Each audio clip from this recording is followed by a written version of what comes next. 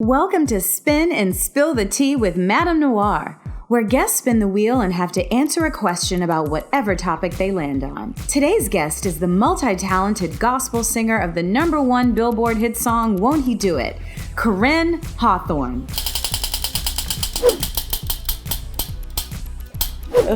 Try.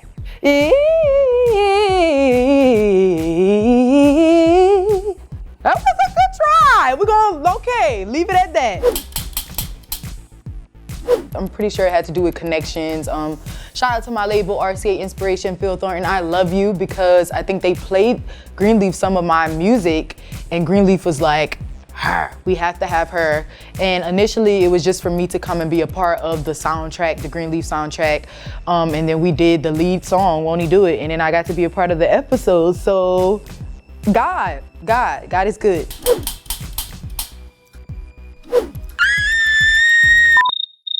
Honestly, nobody. I'm lying. People do slide in my DMs, but it's not like nobody.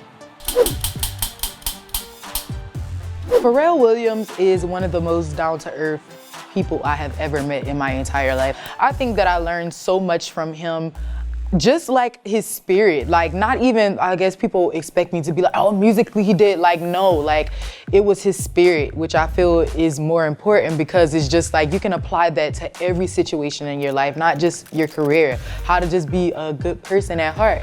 So he was absolutely incredible. Of course, he's a genius. One of my favorite things was when we went in the studio and worked together. So that was like a lifetime moment, but Pharrell is incredible. I was born and raised in church. People don't know. Let me give y'all the background, give y'all the tea. I was born and raised in church. It's my family's church. My aunt, my uncle pastors over my church. So Jesus has been a constant. He's never not been in my life. So I think the challenge with me was I loved everything. I love all kinds of music, rock, R&B, pop. I loved it all. I sung it all. But I don't think I would ever be satisfied doing anything, because I love Jesus. Worshiping him is the best thing ever. So that's why.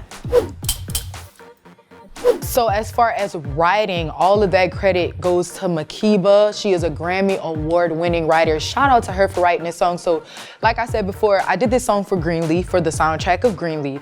They played it for me, and I just was like, okay, it's lit. I know that I can do justice to it, but for me, I wanted to feel it. I want it to be like I wrote it, because if you don't feel songs, other people won't feel it. So for me, it was just constantly going over in my head things that God has done for me, and just areas in my life where I have trusted him completely. And I don't think, honestly, I never thought about it going past the Greenleaf soundtrack. I never thought about it being like my single, but then it was.